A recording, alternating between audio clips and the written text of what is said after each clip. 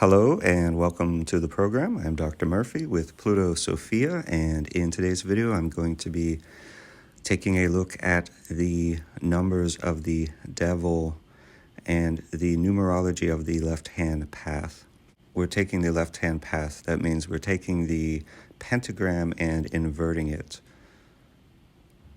so that our practices are self-serving and we are directing the energy into ourselves as the magician. Numerology and the symbolism is somewhat universal, but we must keep this in mind that when we are utilizing these numbers within the left-hand path, it's all about their practicality in our spiritual unfoldment and the development of our own personal power and sovereignty. So left-hand path numerology follows the same methodology as numerology in other paths. The numbers must serve the magician. We have Baphomet, which is the symbol of duality in the left-hand path. And just like Baphomet, inherent in all of the numbers is also this same duality, this same dual nature. The numbers can be thought of keys that unlock doors to further occult knowledge. The Brigadier Sagittarius and Lord Pluto are demons of numerology within Plutosophia. Pluto holds the keys of hell, and Sagittarius himself is able to open doors within hell. Okay, so let us begin this numerological journey. Of course, we begin with 0. Do not be dismissive of 0. 0 is, can I say, most important? I mean, it is the void. It is the abyss. But even in 0, there is that duality that I was speaking of. 0 is nothing, but it is also limitless potential, and therefore it is everything. It's kind of a paradox. It appears barren, but it is fertile ground for creation. And indeed, all creation emerges from nothing initially. 0 is the source of nothing and everything. It is the primordial chaos. It is from 0 that the 7 Hermetic laws are established, creating that initial order in the chaos. 0 is associated with the demon empress of hell, Leviathan. She is the serpent of chaos, the dragon of the abyss, of the void. Leviathan is primordial chaos. If we look at the tarot, 0 corresponds with the Fool of the major arcana. The tarot is used within Plutosophia for pathworking, psychoanalysis, even within certain modalities of energy work. But in the tarot, the major arcana, it's all about the journey of the Fool. And he begins his journey moving through the major arcana, but when he gets to the end with the universe, or with the world, I should say, his journey will begin again. It is a cyclical journey. It is endless. It is limitless. And that mirrors what we are going through in our own spiritual unfoldment. The Fool in the beginning of his journey is newly initiated, and that is why he is stepping confidently, even though he is about to step off of the ledge into the abyss, into the unknown void. But upon his face, you can see he is not afraid. There's no fear. He has total confidence because he is newly initiated and he has mystical knowledge. So 0 is the start of a journey. It is the end of a journey. And the Fool forever will cycle through the steps, the phases of the major arcana. And so to understand zero, I think we can even go beyond understanding it as both beginnings and endings. The true mystical knowledge here is perhaps that there is no beginning and there is no ending. There's only infinity, of which zero is, being the circle. It has no beginning and ending. It is just an infinite loop. This even ties in with time and can teach us that time is not linear, rather it is spherical. This also brings us into things like multiverse theory, parallel universes, infinite realities, because it's tapping into the essence of what zero is, that infinite potential, infinity. And we can think of a lot of what the magician is doing in manifesting their desires through their will is something like reality shifting, because you come to the realization that there are unlimited realities and that you can actually shift realities to come to the one that has what it is that you're trying to manifest. Zero, of course, contains mystery, that eternal mystery of the cosmos. Why is there something when there should be nothing? This is the beautiful mystery of zero. Science can never explain this one, and neither should it try, because I believe that it is meant to be, right? We must have some mystery, and this is a mystery that is meant to be eternal, to keep us always curious and passionate and striving towards greater and greater levels of achievement. Okay, now from zero, we move into one. Lucifer manifested light in the darkness of the void. It was not this false creator of the right-hand path. It could only be Lucifer, the light bringer, the light bearer. Lucifer is a being of light. Only he was capable of going into that darkness and manifesting that light. And so through Lucifer, we move from zero to one. One symbolizes manifestation, initiation, sovereignty, independence, the self, and the journey of apotheosis. One is that initial spark of creation. It is raw, undivided energy of manifestation. It is symbolic of the magician having control over reality. And so in the tarot, as the Fool is starting his journey, the first card that we come to is that of the magician, card number 1. This is symbolizing moving from the initiation of the Fool into becoming an adept magician. So with the Fool in that card, we see him walking towards the ledge, and he's carrying that little bag, that little knapsack. What is inside of that is the 4 elements. The Fool is aware of these. He's initiated. That's why he has that confidence, even though he has no idea what awaits him in his journey ahead. But he has confidence in knowing that the power is there and it is within him. Now with the magician, right, he's becoming more adept, right? The magician is the Fool, right? These are stages that the Fool is passing through as he is unfolding in his occult studies and his spiritual journey. But with the magician, we see he has all of the elements laid out upon the table because he is a master of the elements and elemental magic. So here we have the 4 suits that correspond with the elements. So there's the sword, the chalice corresponding with cups, the staff corresponding with rods, and the pentacle. 1 is a number of personal power, selfhood, manifestation. Here we, of course, notice, as it is apparent, the posture of the magician, just like the posture of Baphomet, right?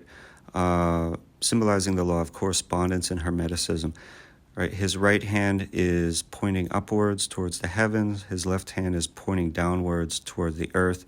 And this is symbolic of the magician bridging the gap between the macrocosm and the microcosm, between the mental realms and the physical realms, between heaven and earth, between the spiritual and the corporal, so on and so on. All right, so again, this is the posture of Baphomet. law of correspondence. We also see the lemniscate above the magician's head. This is the symbol for infinity, and it's not to say that the magician here is a living god. It's just that the potential is within him, right? Through initiation, the fool is aware of this. The magician is beginning to apply it and work towards apotheosis. So it's that potential. Okay, from 1, we move to 2. With 2, we have balance, harmony, occult knowledge. Opposition is introduced with 2, as is polarity, so the law of polarity in Hermeticism, which states that everything is dual, everything has poles, and everything has its pairs of opposites.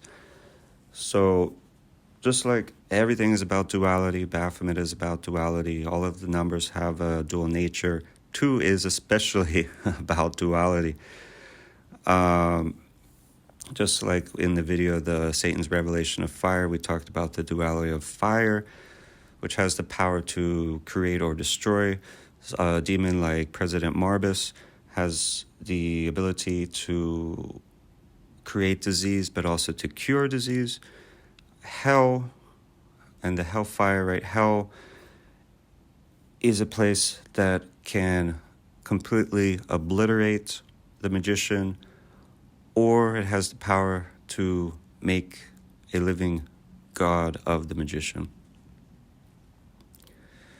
So the law of polarity, this is talking about alchemy and transmutation, where you're transmuting the negative aspects of the duality into the positive aspects. Hopefully. A lot of people do it the other way, usually unknowingly, unconsciously. And this is creating bad things in their life. But hopefully, if we're aware of it and we're performing alchemy consciously, we're able to transmute the negative into the positive, right? Transmute depression into anger, and that anger can then be transmuted into motivation and positive drive, a constructive drive and passion. But you really must understand this duality and polarity to achieve balance. To achieve balance within the energies of gender, of the elements, also within balance between chaos and order. This also ties in with the law of correspondence, the number 2, the macrocosm and the microcosm, the celestial and infernal realms. And just in general division, right? Because you're starting with 0, the void, then you're coming to 1 for manifestation. But to really move around and manipulate things, you have to create that division that we have with 2, which is creating an opposition, right? You can't have light without the darkness. You also can't have the darkness without the light. So you need to create that division and able to be able to work upon these things. It allows for magic and manipulation of the mental realm affects the physical plane. Right? Magic starts to become a possibility because of these early divisions that are made. The law of correspondence, right, through our microcosm of our mind, we're able to understand macrocosmic levels such as the celestial realms or the infernal realms. Within the tarot, we come to the High Priestess, so she is card number 2. She is symbolic of intuition, occult knowledge, duality of light and dark, such as the 2 pillars, where you have the black pillar of Boaz, symbolizing negativity, energy, or feminine energy. Jackin, positive, white, masculine. And the High Priestess is sitting betwixt the pillars because she is sitting in with complete balance and harmony. We can also see behind her a veil, which is the veil between the realms. And behind that veil, you can just make out the waters. So this could be an ocean, a sea, but in any case, it's a large body of water, which is symbolic of the subconscious mind. And notice how the veil is just that, a very thin veil that is very easy to move out of the way or tear down or throw away. But yet, just at a quick glance of this card, how many people actually even notice that there is a large body of water behind it? So very interesting to think about. Very powerful symbolism in this card. So back to the colors again, the pillars. Black is feminine energy. So feminine energy is receptive. It's passive, not in a bad way, right? Passive means having patience and just kind of sitting back and taking note of things and being open and intuitive. So this black is also color of intuition, as is the feminine. It's also symbolic of inner strength. The subconscious mind, unconscious mind, the occult, the mysteries, also creativity. And with the white pillar, we have male energy. This is tying more in with the conscious mind, assertiveness, aggressiveness, being active, right? Applying knowledge, right? So the feminine is about being open to and receptive and tapping into knowledge. And then with the male energy, we're like applying that knowledge, being active and even being a little bit aggressive or very aggressive, right? Male energy is also about focus, outer strength, and willpower. So don't for a second think like, oh, this is somehow, this is saying something good about one side or bad about the other side. Both are equally important, and you need to balance both of these, right? You need the willpower of masculine energy, and you need the intuition of the feminine energy, right? You need to have the knowledge and also be able to apply that knowledge. And you can't have one without the other. Okay, from the High Priestess, we move to number 3. And with 3, you just get into all kinds of trinities. I mean, it's too many. I couldn't even begin to list even a small percentage of them here. But mind, body, spirit. In alchemy, the triad materia, Mercury, sulfur, salt, Father, Son, Holy Spirit, physical, mental, spiritual, past, present, future, desire, intention, belief. Within alchemy, this is where you're taking 2 forces and combining them to create a third refined essence. Also another trinity, expansion, growth, abundance. So in the tarot, this is the Empress card. She symbolizes fertility. She's alluding to ancient fertility goddesses of beauty like Isis, Venus. And yeah, 3 really is about fertility because you're taking unity, like a man and a woman, and they are creating offspring. That would be the Trinity, right? The mother, the father, and the son or daughter. As we move into 4, now we're bringing in stability and foundation. And this is very important, right? Because you can see this expanding very quickly, right? You're starting with 0, you're starting with the void, and then you have 1, you have manifestation, right? So we're making something. And now we're creating division with the number 2. So now we're beginning to be able to manipulate this thing that we've manifested. And then with 3, it's just rapid expansion, rapid growth. As things are starting to move very quickly. Well, before things get too chaotic again, because we just came from the chaos with 0, and we're trying to create order, but things are starting to really expand now. We gotta make sure to create our foundation. So with 4, just think of a table. It has 4 legs. Now, a table or a chair can have 3 legs, but it's just not as stable as a chair or table with 4 legs, right? So 4 is bringing in stability. We're bringing in foundation. We're bringing in structure. So with hell, within Plutosophia, we talk about hell and the hellfire as being this realm of chaos. Hellfire is like that chaotic prima materia of hell. But we seek to establish order even within the infernal realm. And within Plutosophia, that is done through creating hierarchies of the demons, royalty, nobility. But at the top, it are the 4 infernal emperors, right? And that corresponds with the 4 elements, the 4 cardinal directions, right?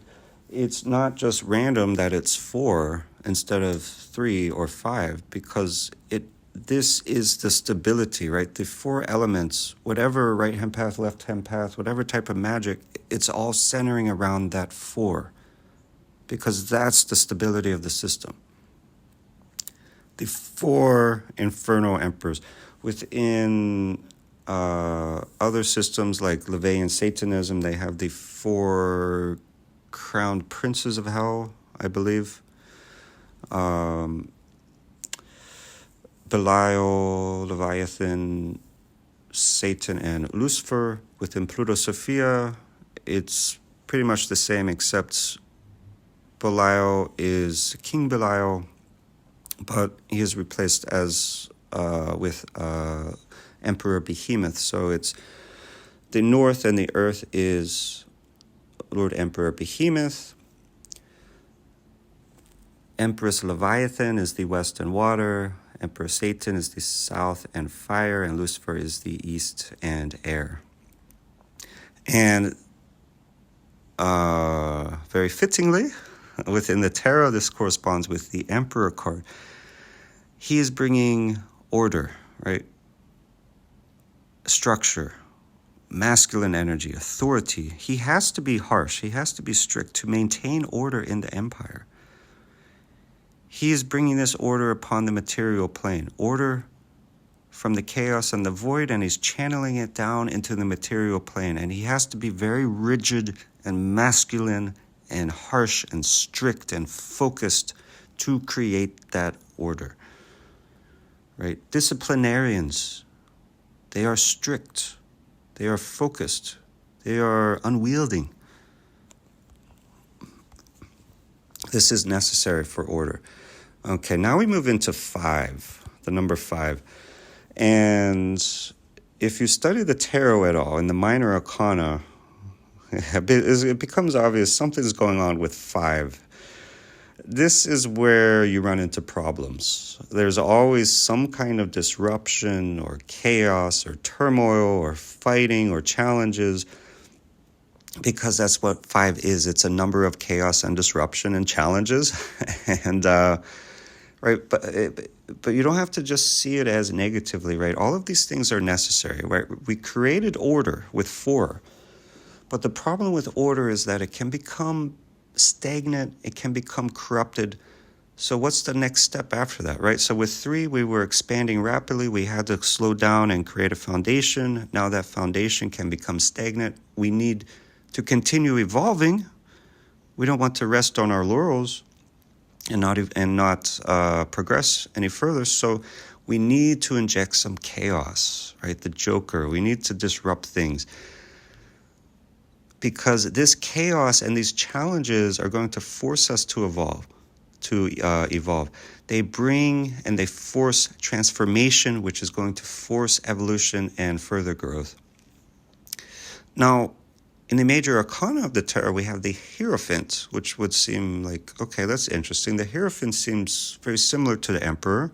He's sitting upon his throne. He seems like a very disciplinarian leader type of figure who must maintain order. Yes, this is true. But remember, the Hierophant is a spiritual leader and teacher. He is a guide. And when you're talking about initiation into spiritual things, right, this is metaphysical. You can guide people, right? You can kind of show them the way, but you can't directly show them, right? A mystical experience, you can try and explain it, but you can't ever really know until you experience it yourself. And so in left-hand path spiritual unfoldment, right, it's all about facing and overcoming challenges. And we have the demons in the left-hand path, and they teach us things, and they guide us. But it's through challenging us, right? And this always makes me think of King Belial, that harsh teacher, he's described by so many black magicians of the left-hand path as being that strict, harsh teacher. Yes, he's going to help you. Yes, he's going to teach you. But it's going to be very uncomfortable. But we know in the end that all of those challenges, they are necessary. That's why wisdom is so much different from knowledge. You can gain as much knowledge as you want, but it is nothing without experience. wisdom is not possible without experience. So the Hierophant, he's allowing the chaos or disruption or challenges in the initiate's life, right? All of the trials and tribulations. Not only does he let them play out, he may introduce a little bit of chaos as well, unbeknownst to the initiate or the neophyte. So it's the harsh truth that you must suffer to evolve. There is no evolution, positive evolution, without suffering. There is no positive growth without suffering. Without that suffering and overcoming that suffering, you'll always be weak. So in that suffering, in that chaos, the weak will be destroyed. And if you survive it, you will only be stronger and smarter, filled with more wisdom, more power. Okay, once we get past the chaos of 5, we come to the perfect number 6. 6 is the reward for surviving 5. This is a number of beauty, harmony, perfection. In the minor arcana of the tarot, we see a lot of celebration and reunions and happiness and happy family, happy home. Celebrations, yeah. So in the major arcana, we have the Lovers. There is also a duality here, so be careful, right? What's apparent is this positive aspect. We even have the Archangel Raphael descending from heaven. Raphael's very name means God heals. This is a positive aspect, right? We have, obviously this is an allusion to the Garden of Eden. Paradise. It's why, again, there's Adam and Eve. We know who these people are. We know what this scene is depicting. And on the left, you have the tree of knowledge of good and evil. On the right, you have the tree of life. And you can also see the serpent there by the tree of knowledge. But, why Adam and Eve are nude, why they're naked? Because they're innocent and they're free. And there's no shame, there's no guilt, there's no negativity at all. They're innocent. It is innocence. But, right, so it is 6, right? So I'll let you have that. You have your paradise, and you can stay in this paradise for all of eternity. That's what the false creator was demanding, actually. He said, you can eat of the tree of life and live here and be young and beautiful and happy and healthy and have no care of the world for all of eternity. Just don't eat of that other tree. So now we have a choice here. You can stay in this paradise and have no issues, but you'll be ignorant. That's why they are naked, just like a young baby. Completely innocent, but completely ignorant. Baby doesn't even know what it's ignorant of, doesn't even know that it is ignorant. Total ignorance. But now you have the serpent coming. Now, I'm going to say right away, this serpent is not bad, is not evil. All that the serpent is doing is not even providing, just making them aware, Adam and Eve, that they have a choice. He's not pushing them to make a choice. He's not pushing them to take the left-hand path or to eat of the fruit, which is symbolic of that occult forbidden knowledge that the false creator in the celestial realm guard so jealously. No. All he's doing is making them aware that they have a choice. He doesn't believe they should spend eternity in ignorance, right? The serpent has free will.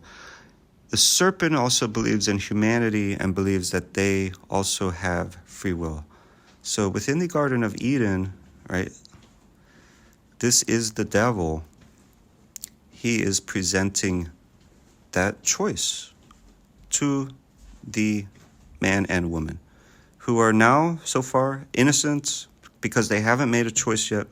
They haven't woken up. Now, Lilith was already here, and she's already long gone out of the garden because she exercised her free will. She ate of the fruit, the forbidden fruit from the tree of knowledge. So Lilith chose the left-hand path and chose to forge her own way in the world. She decided that she no longer wanted to submit. She was very disobedient to the false creator. She was going to seek her own power, and that's exactly what she did. And she became Lilith, the demoness, a true sovereign being in her own right.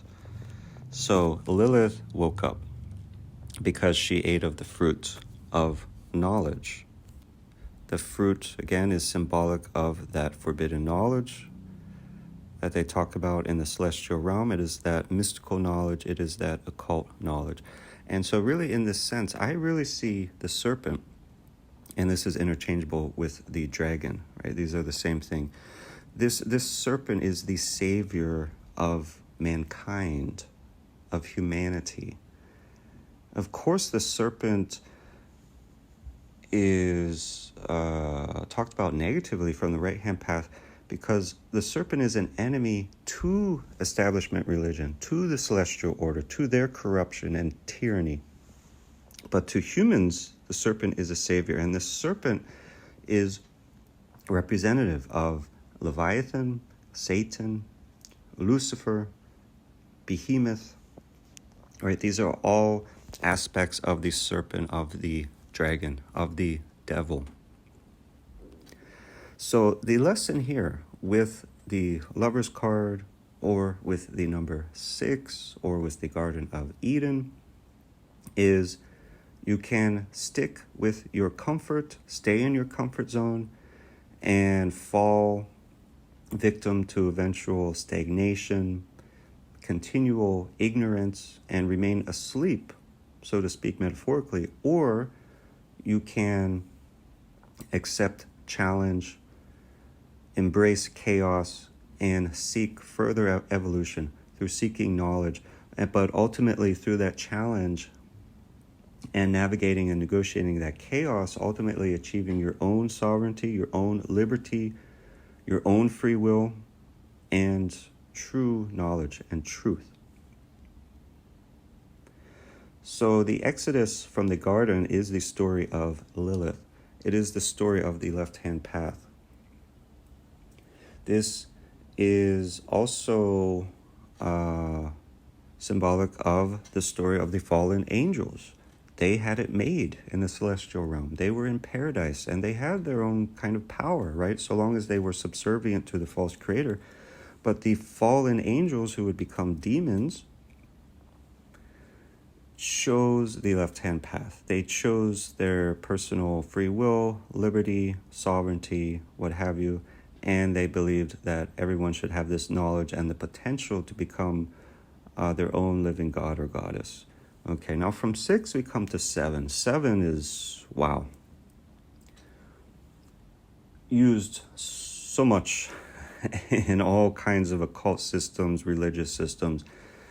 There's 7 chakras, 7 alchemical processes, 7 hermetic laws, 7 days of the week, lucky number 7, 7 continents, 7 seas, 007, 7 dwarfs, 7 wonders of the ancient world, 7 seals, 7 churches, so on and so forth. I mean, 7 is 7. Even just within the Bible, 7 is strewn all throughout that thing. 7 symbolizes spiritual transcendence over the carnal plane. And so it is sovereignty through mystical knowledge. In the major arcana, 7 is the number of the chariot. The chariot symbolizes having discipline, perseverance, and spiritual triumph over the earthly plane. Okay, so you can see the charioteer, and he is in control of the 2 sphinxes, these kind of beasts that are more symbolic of either the material plane we can think of, or the lower mind. And it is just through sheer will and discipline and determination that the charioteer has mastery over them and can control and direct them. Okay, we come to 8 next. This is the Strength Tarot card. And this is also touching upon this theme of like that higher mind overpowering the lower mind. So in the Strength Tarot card, we have this young, fair maiden who is taming this beastly lion. The maiden is symbolic of the higher mind or consciousness or the higher intellect. The lion is symbolic of the lower mind or even the subconscious mind or the beast, right? 666, the number of the beast, that primal carnal mind. Now, what's interesting here is this dynamic, this relationship. The maiden has tamed the lion, but the lion is totally more than capable of tearing this young girl to shreds with hardly any effort, right? And that's what the beast is. It's powerful, it's unruly, it's even chaotic, yet it lacks that cunning and that discipline and that higher intellectual capability. So there's no way that somebody like this young maiden can defeat the lion except through trickery. And this is exactly what happens with our own mind, right? We have if we just look at our physical body, right? We have the autonomic nervous system, which consists of the sympathetic and parasympathetic subdivisions.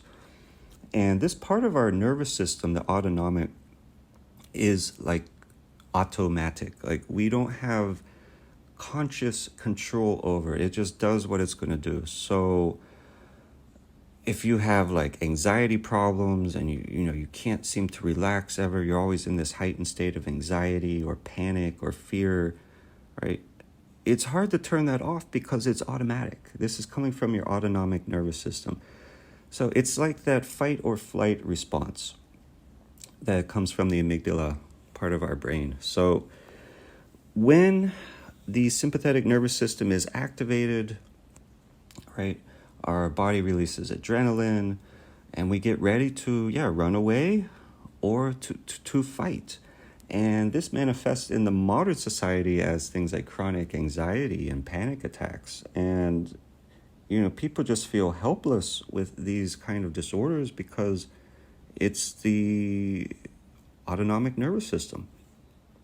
And it's powerful. And so how can you consciously control something which is unconscious that happens automatically in your body?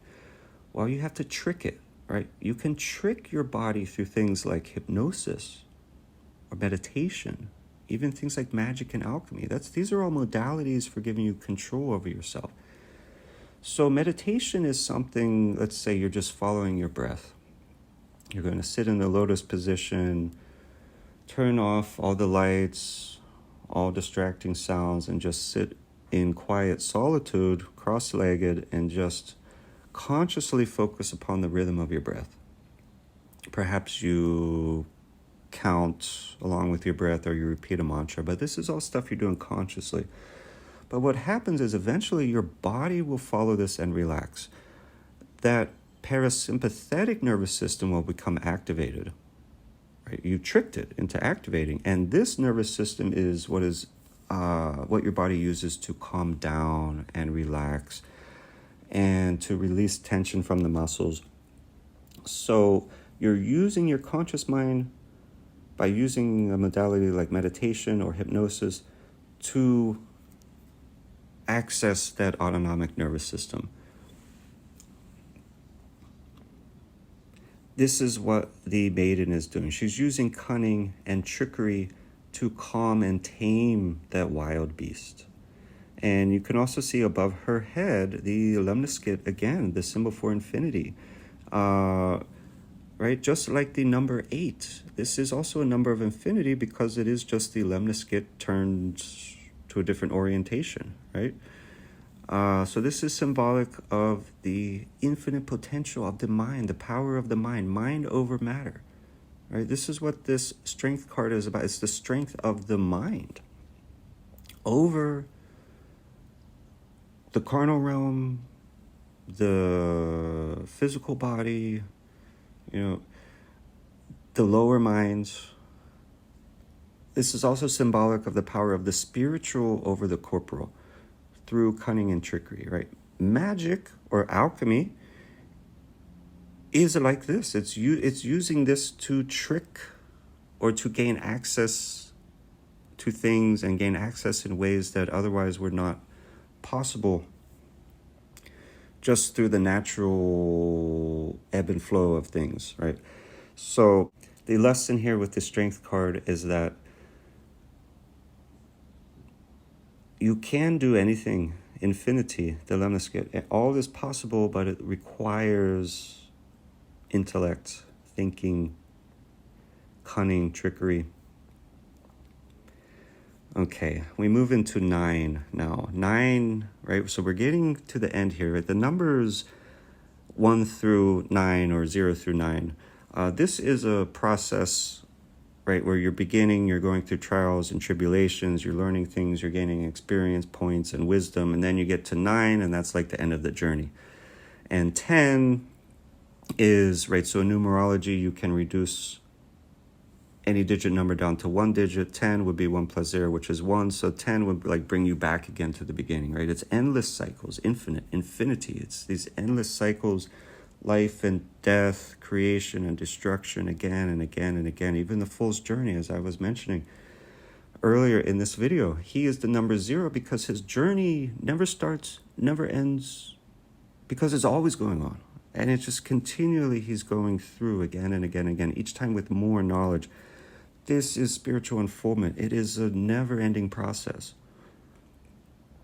Because you're talking about apotheosis, unlimited power. There's no end to that. It's just a continual process of gaining more and more and more power. So 9 is a number of attainment and culmination and completion and fulfillment. It's a very good card, right? In the minor arcana, we see with the 9s, right? You have your success. You're getting what it is you're trying to work for. Here we have the Hermit card within the major arcana. This is a card of introspection, self-discovery, spiritual wisdom, transcendence of the material world through spiritual mastery. So the Hermit in his spiritual journey, he's just become a hermit because he's become so advanced mentally and spiritually. He doesn't even need the material world anymore, right? Everybody's working so hard to attain material success that when you actually gain that power, you realize you never needed it at all. So the hermit lives alone out in the mountains. Or even could be symbolic of him just living in his own head, but nonetheless living an ascetic lifestyle as like a kind of monk. Now 9 is completion, but with 10, this is like really solidifying the completion of 9, right? So 9 is the end of a cycle. 10 is that solidifying that end of the cycle in the beginning of a new one, right? 1 plus 0 equals 1. And this is the Wheel of Fortune card within the major arcana, and this is totally fitting for this because the Wheel of Fortune, it's always turning. Again, these cycles, infinite cycles. The cyclical nature of the cosmos, the fool's journey, eternal change, development, evolution. The Wheel of Fortune is always turning. It never stops, never even started. It's just always is turning. This is the constant, is the chaos from which the order comes, from which the order will go back to, and from which the order will be reborn and then destroyed again. This infinite cycle of life and death, order and chaos. Okay, so that is like the basic unfoldment of the numbers. But we can keep moving, right? So we can move into master numbers like 11 and 22 and 33. 11 is a master number. It's a number of illumination. It bridges the material and mental spiritual realms. It's connected with visionaries and spiritual leaders. It is the union of dualities, 1 plus 1. It's connected with the Justice card in the major arcana, symbolizing balance, truth, inner power to channel higher wisdom. The inner power to channel higher wisdom. It's a number of mysticism, occult knowledge, and power. Okay, and then we move to 12. A very powerful number, symbolic of cycles of completion and spiritual growth, cosmic order, the zodiac, the months, the cosmic cycles. It has the creative power of 1 combined with the duality of 2. And so 12 is a higher expression of willpower. 12 is completion within a structured framework. And it is the boundary between the material and spiritual realms, symbolizing divine learning through trials and tribulations. Sorry to say, you guys are just going to have to accept that you're never going to get away from the trials and tribulations. The only way to win is to suffer. This is connected, or this is associated with the Hanged Man. The Hanged Man is about having patience and kind of stepping back and doing nothing and just observing. But even beyond that, like trying to take a new perspective. So it's a card of very much, how can I say this? It's very much a card of feminine energy. It's where you just, you stop and you say, okay, I'm going to stop fighting. I'm going to stop trying. I'm going to stop studying and researching. I'm just going to stop and step back and just watch and observe and try and just be open and receptive and passive. Try to take a new perspective and just see if intuitively things will start to click, or maybe I can see things in a new way, or maybe I will receive something intuitively, some new kind of knowledge or perspective. This is a very important lesson, and it's one that I spent most of my life not utilizing, because thinking, okay, if you're struggling, you're trying to succeed at something and struggling and it's not working. Well, no, you just got to try harder. You just got to put more effort in. And then you get more frustrated, and it's like the faster you go, the slower you go. But I started employing this, trying to be like the hangman. Just whether I've been successful or not, I can feel when I'm starting to hit that wall where I'm like, okay, it's just time to step back. There's no rush. Who am I rushing against? The battle is against myself. The competition is with myself. And so I'll just step back for a while. It could be a few hours, it could be a few days. I've stepped back sometimes for a month or more. And I just let go. I just embraced the feminine energy within me. And I said, I'm just going to take a new perspective. I'm going to be patient. And in doing that, you really do gain. It's very refreshing. It's almost like when you've been working on a project on your computer, and it just comes to a point where like you got to turn it off to reset the RAM and whatnot. Like, sometimes you got to just turn off the phone to reset the computer. Your brain needs that too. Okay, now we get to 13. Okay, everybody knows 13. This is bad luck. It's scary. Friday the 13th. But within the left-hand path, at least within Plutosophia, this is a positive number. It's a number of change. Okay. Yeah, it's a number of change and transformation. So yeah, it's connected with Scorpio, which is a sign of transformation. Yes, it's connected with the Death Tarot card. Okay, but see, I see that positively, because death, it's not literal death. All of these things are symbolic. Death is bad because, oh my God, it's an ending. But people too often don't think about how that's also exciting, because that means it's a new beginning. And you can't have a new beginning without having an ending. So that's what the Death Tarot card is about. It's about change and all the bad stuff that comes with that, sure.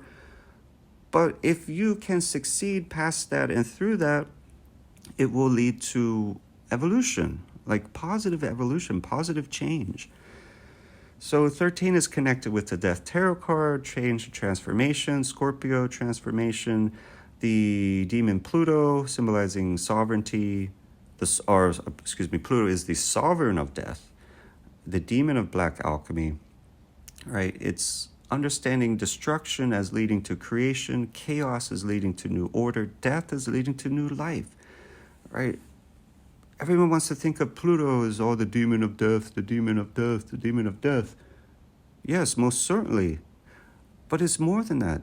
Pluto is the demon, the sovereign, the master of the cycles of death and life. Pluto is a demon of life just as much as he is a demon of death. So he is a demon of evolution. So this is a little bit of a mental alchemy, just changing your perspective on how you view these things. Death, new life, okay. So if you master death, you're mastering life. There's no life without death. There's no death without life. There's no light without darkness, no darkness without light, no creation without destruction, no destruction without creation. Okay, we come to another big number here, 21, symbolizing mastery and integrity, total completion, full integration of spiritual lessons, mastery over the cycles of life. This connects with the World card in the Major Arcana. So this is coming to the end of the cycle, the Fool's journey. We know it will begin again, but at least one of the cycles through is coming to an end with 21. The World symbolizes wholeness, unity, enlightenment, illumination, completion of the spiritual journey. It combines the oneness of one, so to speak, and the independence of two. And in bringing them together with 21, you have a perfect harmony between these numbers. Okay, let's go to another master number, 22. This number is known as the Master Builder. It's a number of manifestation, divine purpose.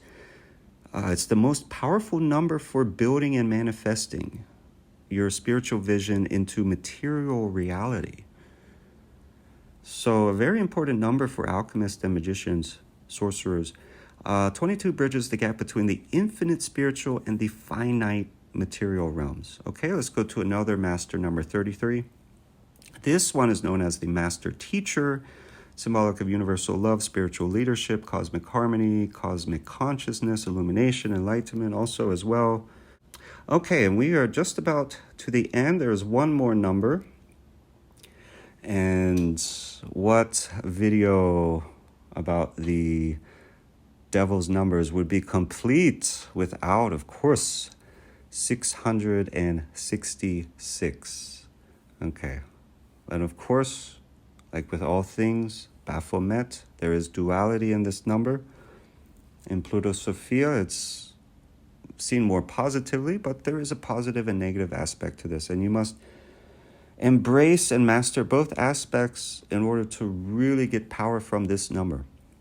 So 666 has an inherent duality, a positive and negative.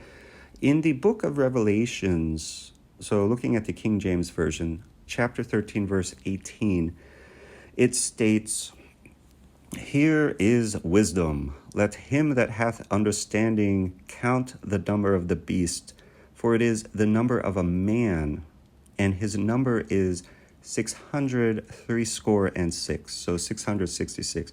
This is allegory, this is symbolism, like everything in that book or any of these religious texts. It's all symbolic. And there's actually a lot of powerful truth in there if you view it as allegory. This is, we have to lift that esoteric veil. This beast, it's not the devil or Satan. It literally says there it's the number of a man, not a man, you, me, human beings. The beast is that lower carnal mind, that animal aspect of ourselves from which we strive to evolve continuously. It's that lion within the strength card. That lion is not a real lion. That's an aspect of our humanity. That maiden and that beast, they're one and the same. They're the same person. That's you, that's me. She's the higher mind. The beast, the lion, is the lower mind. And that's what this is talking about. So it's positive and negative. It's negative because Just think about how many mistakes in your life are because you succumb to that lower mind. Think of all the stupid things we do. We indulged too much. I mean, a lot of the satanic pleasures, indulging. But, you gotta have some control there, right? It's great to indulge in junk food and chocolate cake and, fried chicken and all this lovely, lovely stuff. That's the beast. And if you just totally let that beast take over, you'll have your pleasure, but you're going to balloon to the size of a small planet. You're going to have health issues. I mean, you're going to also spend a lot of money on this stuff. So there's just so many negative aspects to just total indulgence within food. Sexual indulgences, it's the same thing. That's giving into the beast. And I'd say more than a few stupid mistakes have been made because people succumbed to the beast and what it wanted sexually. I don't think I really need to get into it more than that. But that's what it is. It's our primal nature, our primal instincts. And certainly, this is coming from the left-hand path, from Plutosophia. We're very much of the left-hand path, working with demons. So, of course, we're not saying to dismiss this. Certainly do not become an ascetic monk, who's denying these urges. No. Certainly indulge, but it is true. You must be like that maiden. You must have some control over that. It's about taming that beast. You certainly want to ride the dragon, but you must exercise care and caution, and you must, be able to tame that dragon. So this is the primal aspect of the mind, the mundane, earthly, material pleasures that we as the beast are all interested in and crave. And, those cravings are very strong. Those sexual urges, those urges of hunger, the urge to just be lazy and stay in bed instead of getting up out of bed and going and doing something constructive or working out.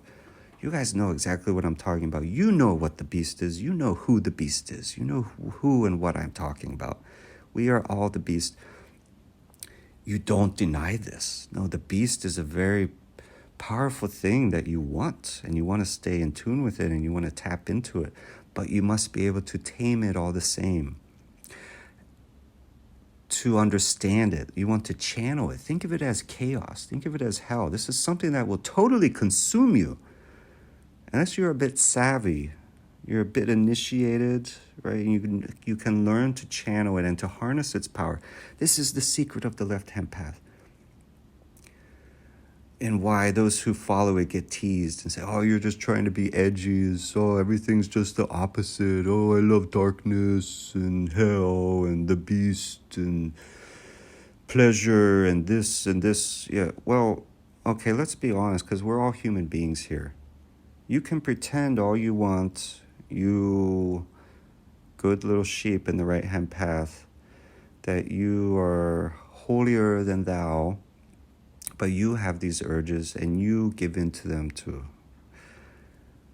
The only difference is that within the left-hand path, we don't deny it, we accept it, and we learn to enjoy it without it destroying us. This is the secret of the left-hand path. Yes, we embrace darkness, because only within the darkness can one manifest their own light. And then, now they have light, but it's their own light, so they have their sovereignty and their liberty. Like a good little sheep, those of the right-hand path, it's so easy to walk into a church and on day one have all your sins forgiven, supposedly. And you can plug in that right-hand path system directly into your own spirituality and have your light.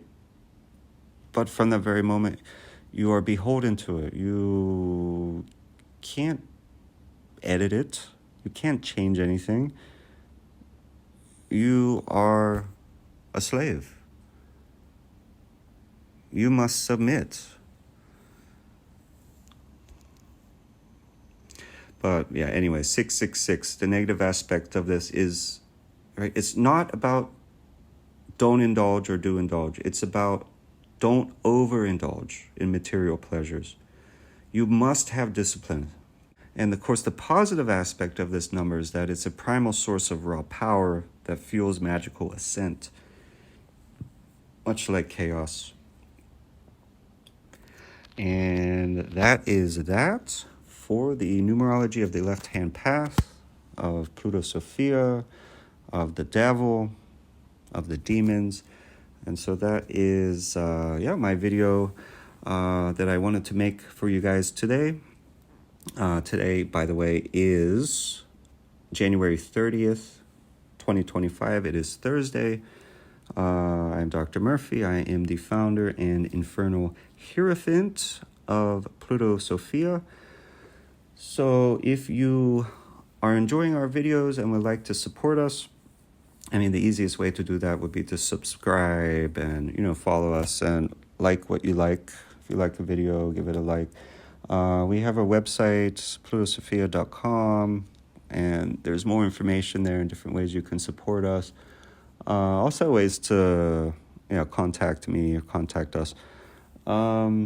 We have an X account. We're still sitting at 1 follower. I definitely love to see at least a few people come over to X, because if I could get at least a few people there, then I'm really going to start posting things there. But as of now, I haven't really posted that much, but I intend to. Also leave some comments. If you have any questions, you could post those in the comments as well. But let me know what you think of the videos, of the content. I'd also like to hear your perspective on these matters. I would really love to see some lively, polite and friendly, constructive discussions and debates in the comments section. That would be fantastic. Okay, guys, I'm going to end this now. Have an infernally blessed day, my brothers and sisters of the left-hand path. I will see you in the next video. Take care. Bye-bye.